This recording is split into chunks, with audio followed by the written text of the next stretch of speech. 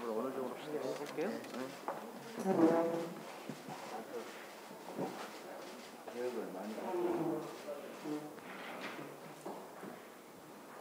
네, 여야가 내일 본회의를 열고 시급한 민생 법안을 처리하기로 했습니다. 코로나로 지친 국민께 힘이 될 수 있도록 내일 본회의 처리까지 마음을 모을 수 있는 이 계기가 되길 바랍니다. 법사위에는 국민의 삶과 직결된 민생 법안들이 계류되어 있습니다.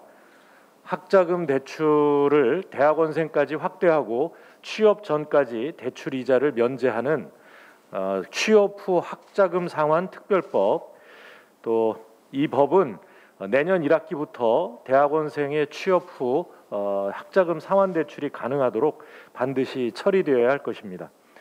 서민금융 지원 재원을 확대하는 서민의 금융생활 지원법, 또 규제 샌드박스 5법 중의 하나인 정보통신진흥 및 융합 활성화 특별법 등 민생 법안, 경제 혁신 법안들도 반드시 처리되어야 할 것입니다.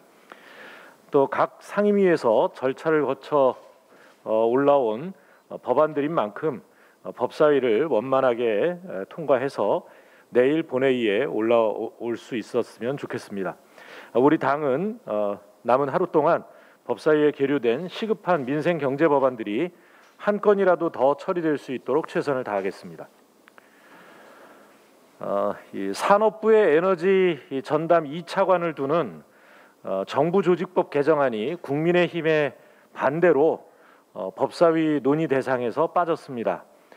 그린 뉴딜, 탄소 중립 등 원활한 에너지 정책 추진을 위해 에너지 차관제를 두는 것은 반드시 필요합니다.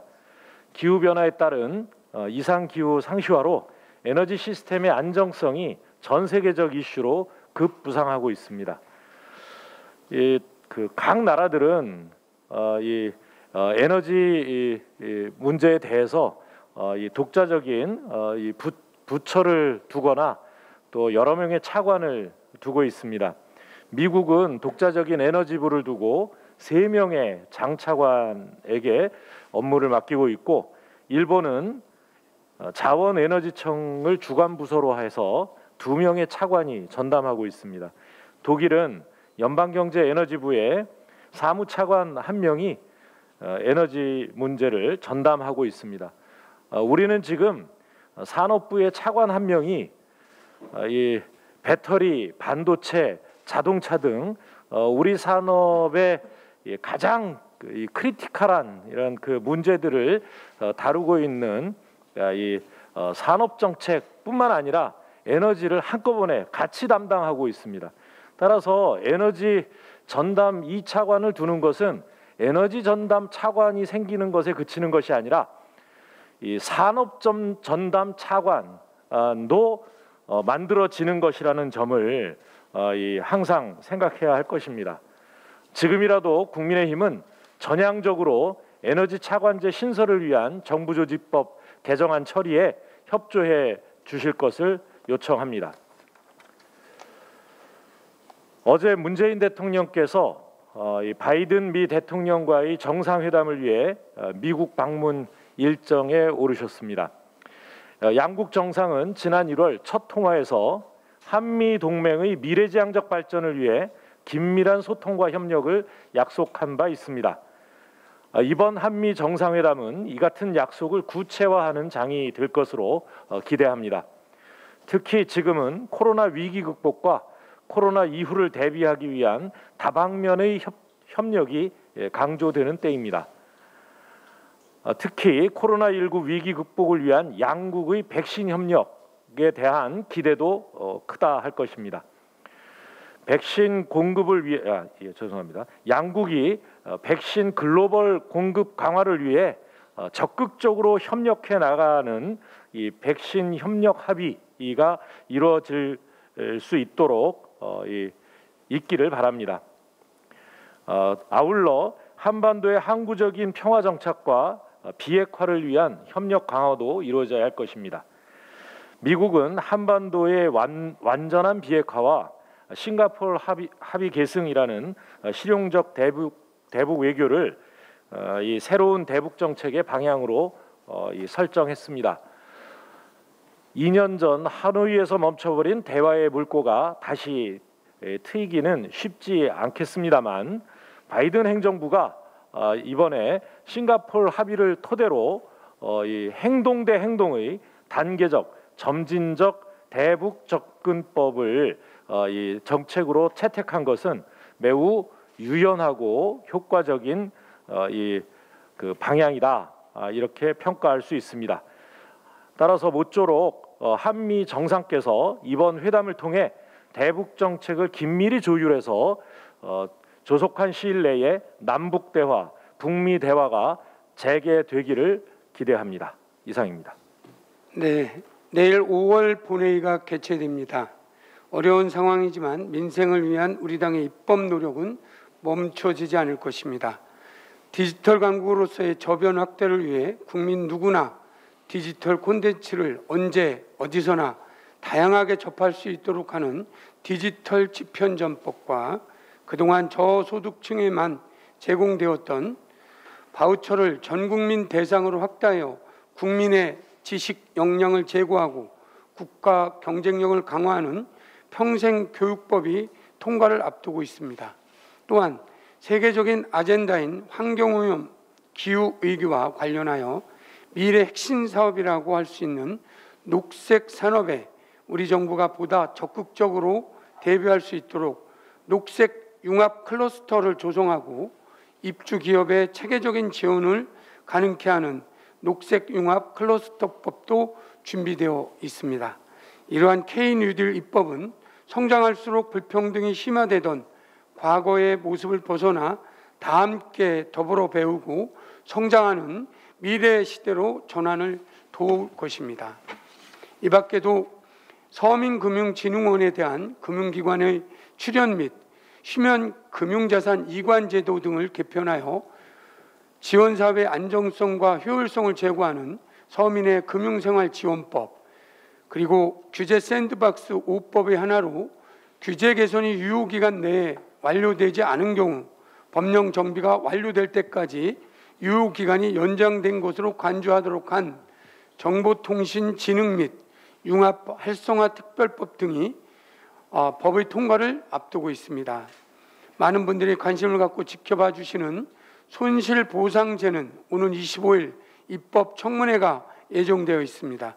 소상공인 피의자와 전문가들의 의견을 잘 듣고 보상의 기준과 범위 등 어느 하나 빠짐없이 꼼꼼히 챙기겠습니다. 공공주택특별법, 도시정비법, 소규모 주택정비법 등 이사대책 후속 법안과 LH 대책 법안 등도 이제 제대로 되었다는 국민의 말씀이 나올 수 있도록 정부와 야당 모두와 공조하여 최선의 입법을 위해 만전을 기하겠습니다. 실수가 반복되면 그것은 더 이상 실수가 아니라고 했습니다. 군 장병들에 대한 부실급식 문제가 다시 불거졌습니다. 지난 4월 격리 장병에게 제공된 급식과 처우가 매우 열악하다는 비판이 제기되었고, 이에 국방부는 격리 장병 급식 체계에 대한 긴급 현장 점검을 실시하고 지난 5월 7일에는 급식 종합 대책까지 내놓으며 문제 해결에 나서는 듯 보였습니다. 그러나 불과 열흘 만에 같은 문제가 다시 발생했습니다. 이는 부실 급식 문제가 어느 한 부대만의 실수나 혜택 아닌 군 급식 체계에 대한 구조적인 문제로 혁신이 필요하다는 뜻입니다. 민주당은 국가 소홀을 위해 헌신하고 계신 국군 장병들의 생활 여건이 개선되도록 실질적인 변화를 이끌어내겠습니다. 부실급식 문제가 해결되려면 급식 과정의 투명화가 시급할 것이고 모두가 납득할 만한 질 좋은 급식을 위한 예산도 마련되어야 할 것입니다.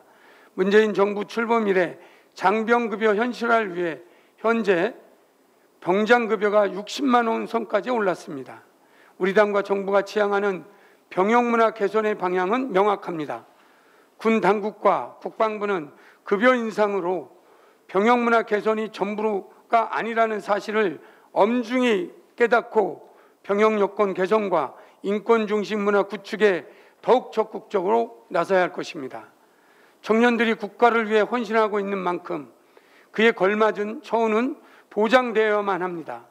최일선에 선 우리 젊은이들에게 안전하고 건강한 환경을 제공하는 것은 국가에게 주어진 당연한 책무입니다. 여당 정책의장으로서 국가가 그 책무를 제대로 이행할 수 있도록 제도적 지원을 아끼지 않겠다는 말씀 드리겠습니다. 당 차원에서 직접 야전부대를 방문하여 보고 듣고 확인하겠습니다. 국군 장병들의 복무 환경 개선과 선진병영 구축에 무한 책임으로 임할 것을 장병 여러분과 부모님께 약속드립니다. 이상입니다. 방위비 분담금 협정 조속히 국회 비준이 이루어져야 합니다. 드디어 우리 시간으로 모레 새벽에 한미 정상회담이 열릴 예정입니다. 이번 정상회담은 미 바이든 행정부가 출범한 이후 첫 한미 정상회담이라는 점에서 매우 중요하고 뜻깊은 회담이라고 생각합니다. 한미 양국의 정상회담을 통해서 한미 동맹을 강화하고 한미 간 현안을 풀어가는 좋은 기회가 될 것이라고 생각합니다. 이와 병행해서 한미 동맹을 위해서 우리 국회가 시급히 해야 할 일이 있습니다. 바로 방위비 분담금 협정의 국회 비준입니다. 지난 3월 한미 양국이 합의한 방위비 분담금 협정은 한미 동맹의 큰 갈등 요소로 부각되어 왔습니다. 트럼프 행정부가 방위비 분담금을 약 500% 인상을 요구해 왔기 때문입니다. 이에 문재인 정부는 협정의 틀과 원칙에 입각하여 협상안을 받아들이지 않은 상태로 끈기 있게 협상을 해왔습니다. 그 결과 바이든 행정부가 출범하자마자 6년간의 단연도 협정을 맺으면서 동맹의 안정성을 더할 수 있었습니다. 특히 이번에는 주한미군 한국인 노동자의 생계와 고용을 보장하는 항목까지 포함돼 한층 진일보한 협정이란 평가를 받고 있습니다. 이런 중요한 것은 하루빨리 국회에서 11차 방위비 분담금 협정을 비준하는 것입니다. 새로 출범한 바이든 행정부와 굳건한 한미 동맹을 유지하고 한반도 평화 프로세스를 재가동할 수 있도록 함께 힘을 모아 주시길 바랍니다. 인사청문회 제도 개선 지금 필요할 때입니다. 지난주 김부겸 국무총리의 임명 동의안이 본회의에서 처리되어 김부겸 국무총리가 정식으로 임명되었습니다. 인사청문회를 진행한 결과 국무총리 후보자로서 능력과 자질이 충분함에도 불구하고 야당이 동의안을 거부하면서 며칠이나 늦게 임명된 것입니다. 여러 진통이 있었고 일정은 늦어졌지만 그런데 한 가지 꼭 놓쳐서는 안 될 것이 있습니다. 인사청문회에 대한 제도 개선이 시급하다는 것입니다. 저는 지난 3주간 국무총리 인사청문 특위위원으로서 인사청문회를 직접 준비했고 여야 간사 간의 협상 과정을 지켜보았으며 야당 의원님들의 질의를 직접 들었습니다. 초선 의원으로서 첫 인사청문회를 거치면서 너무나 크게 실망할 수밖에 없었습니다. 인사청문회의 기본 취지가 공직자의 자질과 능력을 검증하는 것인데도 불구하고 후보자와 가족에 대한 신상털이와 망신주기식 질의가 또다시 반복됐기 때문입니다. 이로 인해 신상에 있어서 별 문제가 없는 유능한 분들도 인사청문회 때문에 국가를 위해 일할 수 있는 기회를 포기하고 있습니다. 이 얼마나 큰 국가적 손실입니까? 국민들도 이를 원하지 않을 것입니다. 저는 더 이상 우리 국회 인사청문회가 이렇게 구태의연하게 진행되어서는 안 된다고 생각합니다. 정책과 능력과 관련된 검증은 공개적으로 하고 후보의 신상과 국가기밀이 요구되는 외교 안보에 대한 질의에 대해서는 철저히 검증하되 비공개로 진행해야 한다고 생각합니다. 저는 이 사안에 대해서 인사청문회가 진행되는 동안 수차례 강조하며 요청드렸습니다. 만약 비공개로 진행된다고 하더라도 충분히 검증 가능합니다. 그리고 비공개 청문회 결과를 양당 간사가 회의 후에 발표하여 국민들의 알 권리를 보장하면 됩니다. 야당은 더 이상 인사청문회를 정쟁의 장으로 삼지 말고 인사청문회법 개정에 동참해 주십시오. 인사청문회법을 개정하여 인사청문회의 본래 취지에 맞는 인사청문회가 시행될 수 있기를 바랍니다. 감사합니다. 국민의힘 법제사법위원회 위원들이 이성윤 서울중앙지검장의 공소장 유출자를 색출하라는 박범계 법무부 장관의 지시를 중단하라고 주장했습니다. 법을 만드는 국회의원들이 검언 유착 행위를 노골적으로 감싸는 발언을 한다는 것은 충격적입니다. 국민의 인권을 최우선 가치로 삼아 수사기관을 감독해야 할 법사위원회의 책무를 망각한 심각한 발언입니다. 이성윤 지검장에 대한 공소장 유출의 가장 심각한 문제는 검찰이 법정에서 유죄를 입증하는 것이 아니라 언론을 통해 망신을 주고 범죄자로 낙인 찍는 검언 유착의 행태가 근절되지 않고 있다는 것입니다. 더구나 이성윤 지검장뿐만 아니라 수사 대상이 아니었던 사람들까지 무차별적으로 보도되었습니다. 언론을 이용한 마녀 사냥식 수사는 반드시 뿌리 뽑아야 합니다. 언론을 통해 사건을 정치적으로 활용한 검사들은 반드시 수사권 박탈에 준하는 엄중한 책임을 물어야 합니다. 김학의 전 차관은 검찰 과거사위원회가 그동안 검찰이 제 식구 감싸기로 묻어버린 성폭력 의혹에 대한 재조사를 시작하자 2019년 3월 22일 인천공항에서 현장 발권을 통해 급하게 야반 도주를 하려다 한 검사의 긴급 조치에 의해 도피를 저지당했고 이후 재판에서 실형 선고를 받았습니다.